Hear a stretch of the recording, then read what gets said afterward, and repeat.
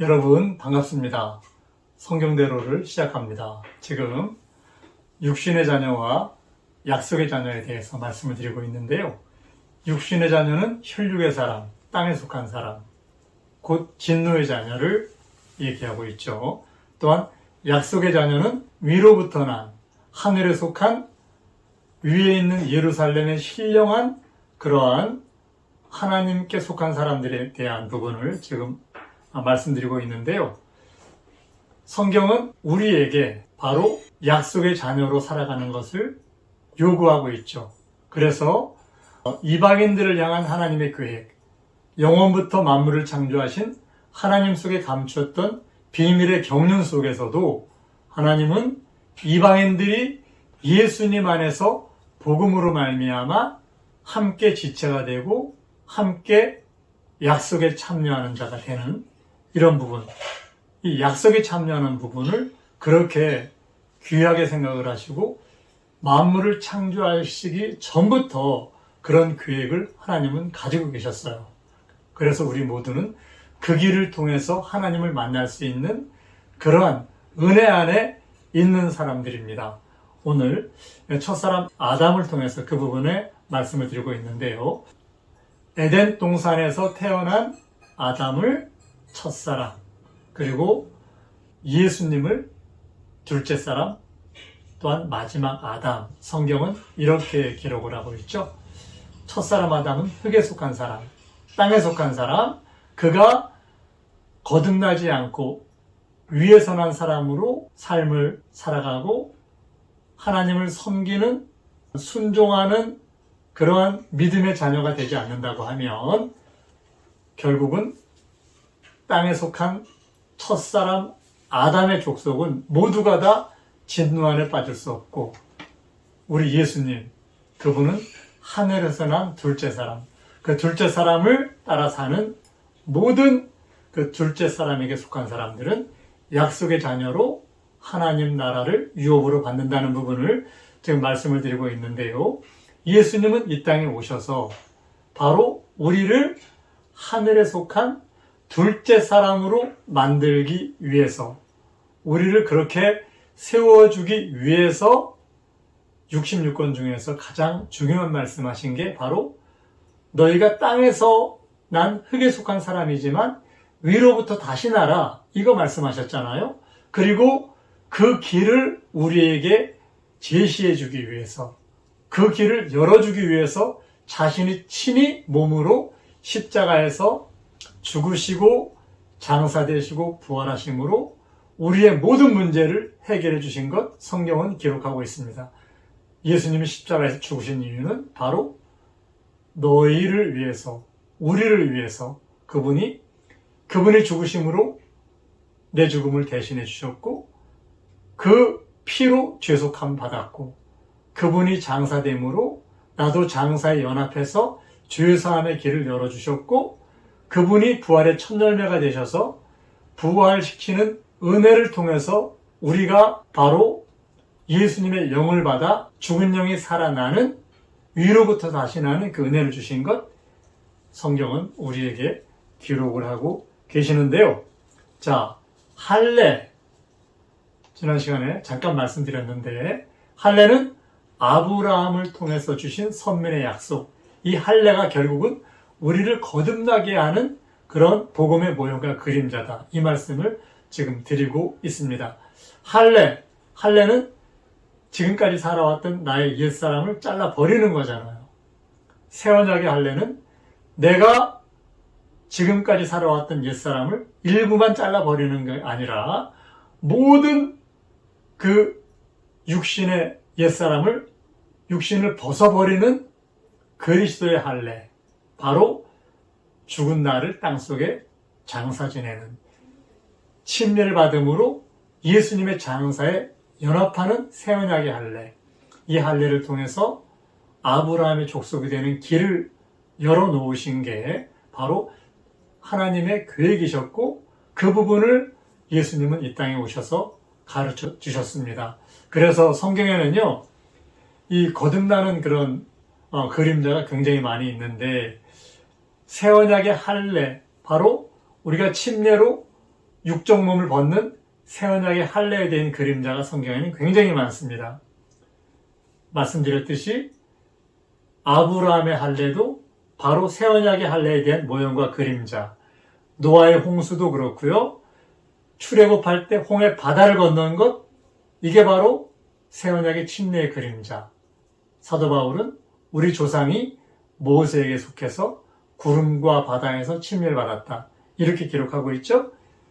유대인의 7명절, 모든 누룩을 버리는 7일 동안 누룩을 갖다 버리는 그 무교절, 우리의 모든 죄된 세상의 누룩을 완벽하게 버리는 물침례를 통해서 모형과 그림자로 유대인의 7명절을 우리에게 보여주셨죠. 그리고 제사장으로 위임할 때도 물로 씻겨서 지금까지의 더럽던 모든 것, 세상의 모든 죄들을 씻어내는 것, 또한 성막의 물두멍, 씻지 않으면 죽는다. 아주 단순하다고 제가 말씀을 드렸는데요. 이런 모든 부분들이 바로 거듭나는 모형과 그림자예요. 이거를 통해서 우리는 둘째 사람의 연합하는 그런 자리에 들어갈 수가 있거든요. 요나의 표적과 침례 요한의 그런 표적, 그리고 예수님의 생애, 모든 것이 다 위로부터 나는 그런 길을 가르치고 있는 것을 우리는 성경을 통해서 알 수가 있습니다. 이제 우리가 육신의 자녀와 약속의 자녀, 땅에 속한 사람으로 살 것인지 하늘에 속한 사람으로 살 것인지, 이 부분 깊이 생각하면서 바로 아브라함의 아들 이삭의 가정에 두 부류의 사람이 태어났잖아요. 에서와 야곱. 우리가 믿는 하나님의 사람들 속에서도 이 두 부류의 사람이 존재하는 것을 성경은 우리에게 이렇게 모형과 그림자로 가르쳐주고 있습니다. 우리 모두 하늘에 속한 약속의 자녀로 살아가는 그런 삶을 살았으면 좋겠습니다. 이제 아브라함을 통해서, 첫째는 예수님을 통해서, 아담을 통해서 이 부분을 보여주셨고요. 두 번째는 아브라함을 통해서 이 부분을 보여주셨죠. 아브라함, 그가 처음부터 그 이름을 가진 건 아니죠. 아브라함이라는 이름을 가졌습니다. 그런데 아브라함을 갈대와 우르에서 불러내신 우리 하나님께서 그를 할례 언약을 통해서 열국의 아비로 세우세요. 그러시면서 그에게 그때 할례 언약을 주는 그 시점에 아브라함이라는 그런 열국의 아버지라는 선민으로 그를 세우십니다. 그가 이제는 육신의 사람으로, 땅에 속한 사람으로, 혈육의 사람으로 살아가다가 하늘에 속한 하나님의 선민으로, 믿음의 조상으로 세워지는 것을 볼 수가 있는데, 결국 그 핵심은 바로 할례. 세상을 살아갔던 나의 옛사람을 잘라버리는 할례. 할례를 통해서 바로 약속의 사람으로 아브라함을 세우신 그 하나님. 세 번째는 이삭. 이삭은 본래는 이삭이 태어나기 전에 이삭의 형 이스마엘이 있었잖아요. 그런데 이삭만이 위에 있는 예루살렘을 통한 약속의 자녀라고 성경은 증거하고 있어요. 이삭과 이스마엘을 통해서 땅에 속한 삶을 사는 그러한 옛 언약의 사람과 위로부터 난 하늘에 속한 사람을 사는 새 언약의 사람을 성경은 기록하고 있습니다. 바로 우리는 이삭을 따라서 위에 있는 예루살렘을 통해서 성령으로 난 그런 사람들이라는 것을 성경은 기록하고 있죠. 그리고 네 번째, 야곱의 가정을 통해서. 그는 유업을 이을 수 없는 둘째 아들이었지만 장자의 명분을 쟁취하고 그 이름을 야곱에서 이스라엘로 바꿈으로 그가 이제 위에 속한 사람으로 살아가는 것을 볼 수가 있습니다. 우리도 반드시 위로부터 난 하늘에 속한 사람으로 믿음의 삶을 살아가야 됩니다. 이런 자는 성경에서 요한보다 크다. 여자가 낳은 자 중에 가장 큰 요한보다 더 큰 사람이다. 이렇게 성경은 기록하고 있잖아요. 우리는 그런 자리에 들어가야만 될 줄 압니다. 예수님이 갈릴리 나사렛에 사셨는데요. 그분이 베들레헴에서 태어나셔서 이제 애굽으로 내려가셨잖아요. 그분이 애굽에서 올라오시면서 예루살렘으로 가지 아니하시고 갈릴리로 가셨어요. 왜 갈릴리로 가셔서 그 어려운 삶을 사셨을까? 예수님은 거기에서 정말 배우지 못하고 노동자로 살아가는, 힘들게 서민의 삶을 살아가는 그러한 12제자들을 택하셨어요. 이 부분은 어떤 사람도 예수님 안에서, 예수님 안에 들어가면 하늘에 속한 사람으로 거듭난 삶을 살 수 있다는 그러한 하나님의 사랑을 우리에게 보여주신 것이라고 생각을 합니다. 갈릴리를 갖다가 성경에서는 이방의 갈릴리라고 얘기할 만큼 그렇게 그 지역을 멸시했지 않습니까? 그리고 갈릴리에서 무슨 선한 것이 나겠냐. 갈릴리는 굉장히 정말 이스라엘 사람들이 중요하게 생각하지 않는 그런 아주 변방인 것을 알 수가 있는데, 예수님이 그곳에서 잘하신 부분, 또한 그 땅의 사람들을 제자로 택하신 부분은 바로 우리 모두에게도 이런 소망을 주기 위해서 그러신 게 아닌가. 갈릴리 같은 삶을 살아가는 우리에게도 결국은 예수님의 보좌에 좌우에 앉는, 보좌에 함께 앉는 그런 은혜를 주시겠다는 약속이 아닌가 생각을 합니다. 성경에 우리가 탕자의 비유라고 얘기하는 그런 아버지의 재산을 가지고 타국에 가서 그 재산을 다 탕진하고 온 그 아들 얘기가 누가복음 15장에 나오잖아요. 그가 가서 그 나라 백성 중 하나에게 붙여 사니 그가 저를 들로 보내어 돼지를 치게 하였는데 저가 돼지 먹는 쥐염 열매로 배를 채우고자 하되 주는 자가 없는지라. 이렇게 기록하고 있어요. 하나님의 아들로 태어난 사람이 세상으로 가면 세상 사람에게 붙어서 죄악 중에 살아가야 되는데 쥐염 열매로 배를 채우고자 해도 주는 자가 없을 만큼 이렇게 어려운 삶을 살게 되는 것을 성경은 기록하고 있죠.